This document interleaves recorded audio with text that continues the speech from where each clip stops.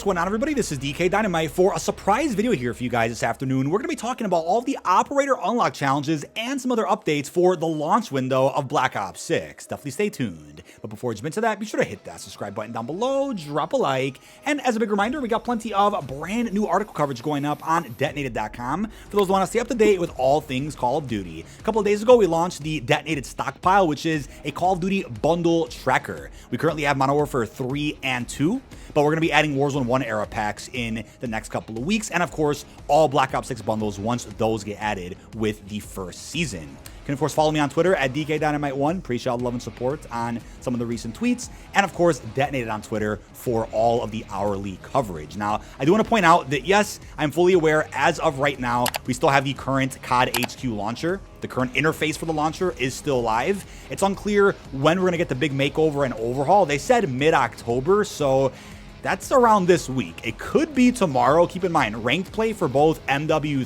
multiplayer and Warzone Resurgence comes to an end in about 13 hours when I'm recording this video, so it is very likely they end up going ahead and maybe dropping that tomorrow morning. There's no definitive release date just yet, but I am guessing when they are going to drop that, they'll make it very clear over on Twitter or maybe as a message of the day, because that's going to be a pretty big update. It kind of makes sense that they wait a little bit until ranked play officially comes to a close before forcing everybody to update their user interface for COD HQ. It says mid-October, right? Next week's the 25th, which is when Black Ops 6 comes out, so kind of anytime starting tomorrow until the 25th is when COD HQ should be updated and will look exactly like this, right? A much cleaner interface, smoother to use, and puts an emphasis on the current premium Call of Duty, which is going to be Black Ops 6, and you still get a traditional main menu like we're accustomed to from all older CODs. Once you click on BO6, you'll see this menu right here, and then you can go from there, similar to the beta and similar to the COD Next build that everybody saw. But over in the beta, speaking of which, we only had access to about 12 different operators, right? 6 on the Rogue Black Ops side and another 6 on the Crimson 1 side. Of course, a couple of these operators were only available through the Vault Edition, those skins being Adler and Park, and then Brutus, and Klaus. So what I'm going to assume is they'll end up being separate operator unlock challenges for Adler and Park at some point later, or if you buy other bundles that feature skins for those characters, that'll be other methods in which you can play as Adler and Park. But I think Brutus and Klaus are probably always going to be exclusive to the Vault Edition, and maybe they'll end up selling other bundles for those characters later. But until then, those are the only methods to play as those characters. But as far as everybody else goes, let's check out the latest launch comms for Black Ops 6's launch. So obviously there's other information in this blog about the firing range, theater mode, and even the multiplayer maps, as well as some game modes. I'm going to cover that in a separate video, but we'll keep this one pretty operator focused. So as I said, there's over 20 Black Ops 6 operators to choose from at launch, with 12 allied to the Rogue Black Ops faction and 10 allied to Crimson 1. Factions overview.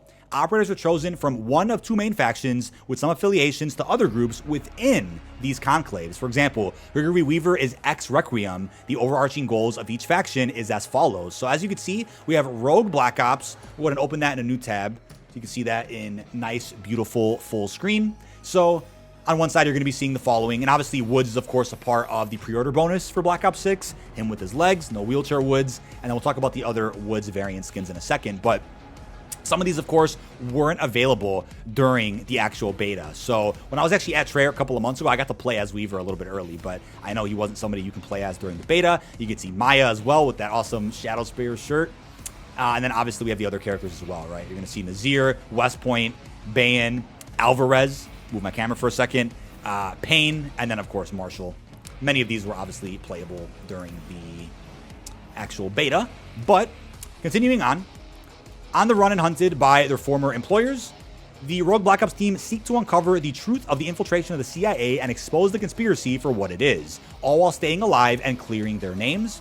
Without the financial or technological backing of the US, Woods and his squad find themselves having to strike uneasy alliances with the criminal underground, as well as with old enemies to equip themselves. As they no longer have state backing, much of their equipment is either improvised, supplied by friends/contacts from other intelligence services, purchased from criminals, or supplied on the promise of future favors owed. They know who's hunting them and refer to them by the name Crimson 1. Here's the other faction here. We're going to open that up in a separate tab so you guys can see. Go ahead and get that Nice and full. All right, so nice images of our operators. You can see, obviously, Brutus and Klaus at the top. Rosie, Kane, Niren. We also have Toro, Bailey, Stone, Carver, and even Gray. So I love the fact that, let me move my camera for a second so you can see the name. I love the fact that there's a small attention to detail, or small detail that they've added in here with our zombie operators. They got the little round-based icon, which is pretty cool to indicate that they are from zombies. So if there's any other characters added to the set crew in the future of round-based, maybe they'll also add them into the playable operator options.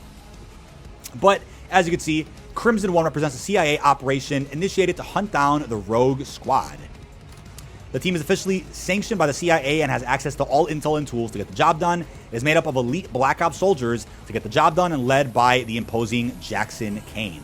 With the CIA infiltrated, Crimson 1 represents the CIA operation initiated to hunt down and silence Adler Woods and their team permanently. So as far as the unlocks do go for Black Ops 6, they didn't think we were going to know about these unlocks until maybe the launch window, and we can actually see all the requirements at the menu, but we actually got a bit of an early preview of how to unlock everybody. So some of the operators can be chosen immediately, while others are unlocked via an in-game challenge or Vault Edition purchase. Here are all the details. So as they say, for Adler, the Umbra skin is available via the Black Ops 6 Vault Edition. There are no other Adler skins currently known, but I'm sure plenty will be released with Season 1. Park also through the Vault Edition with the Oblivion skin. Woods, though, here's what's important. So Classic Woods, Zombie Woods, and Numbers Woods are available by pre-ordering or pre-purchasing Black Ops 6. So I guess if you didn't do the challenge in Modern Warfare 3, you can still play as those skins? I'm not sure. I guess this Woods challenge right here, well, so that you're able to play as these variant skins within current MW3 and Warzone, but if you skip this challenge event, it looks like you'll still be able to play as all three. And this is obviously the base version from just pre-ordering, but you can play as what seems like all three just by pre-ordering or pre-purchasing the game when you load into Black Ops 6. That's what it seems like. So Nazir West Point available immediately. Bayan, level 22. Alvarez, level 7, right? These are just basic player levels you have to grind through. Payne, level 13. Marshall is level 34. Weaver's immediate, and Maya's immediate. Now, you guys are probably happy about that, but I would have preferred if maybe by completing an Easter egg or the main Easter egg on Terminus, you unlock zombie operators. That would be pretty cool. But we know there's other rewards coming for beating those main quests. Not complaining, you get instant access to those characters. I guess it makes sense considering they're the main crew anyway for Black Ops 6 Zombies, so why make you have to unlock them to use them in other modes? I get it. But for Crimson 1, obviously we had 11 for Rogue Black Ops. We have 10 operators for Crimson 1, 21 operators total here.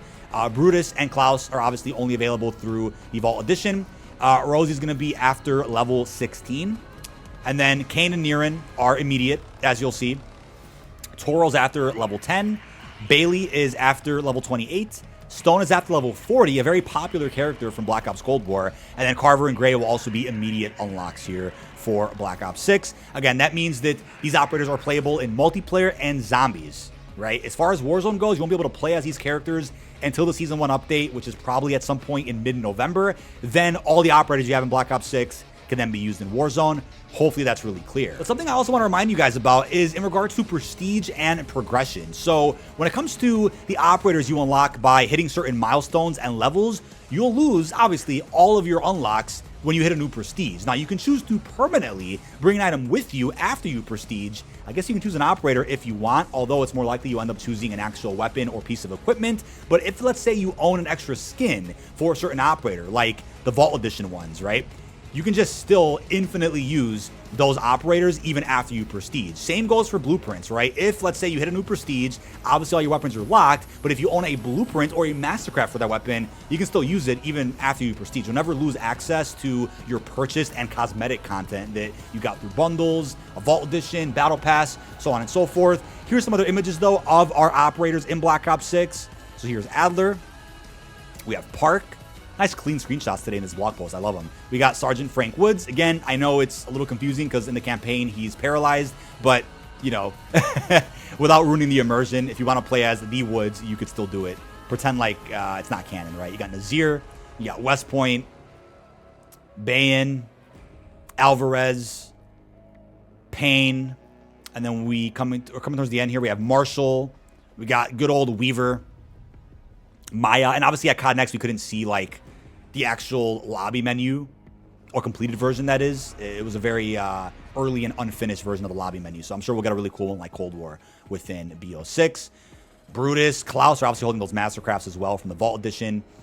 Rosie, got a lot of brand new characters here. Kane, Niren, obviously some characters that weren't in the beta. Toro, Bailey, and then we got good old Stone coming back from Cold War 2020. And then coming towards the end, we got some ROM-based characters, Carver, and even Dr. Elizabeth Gray. But what I want to end this video with is going over the other unredacted launch comms that are on the way. It looks like, since we got this one today, the multiplayer and more blog, this is essential intel about just multiplayer. It looks like we're going to be looking at what could be daily blogs up until October 25th, probably excluding the weekend, but tomorrow could be the Zombies Mode prep blog post talking about augments, Gobblegum's equipment, and even a tour of both round-based maps. At some point, maybe Friday or Monday, we're going to get a Weapons Hot blog post, excuse me, talking all about our primaries, secondaries, and melees, which I know there's quite a few weapons we don't know about that weren't in the beta. They're also going to go over innovations with the Gunsmith and our attachments. And then coming towards the end, a Gear Up blog post, probably on Monday or Tuesday, talking more about tacticals, lethals, field upgrades, and then other things to do with perks, wildcards, score streaks.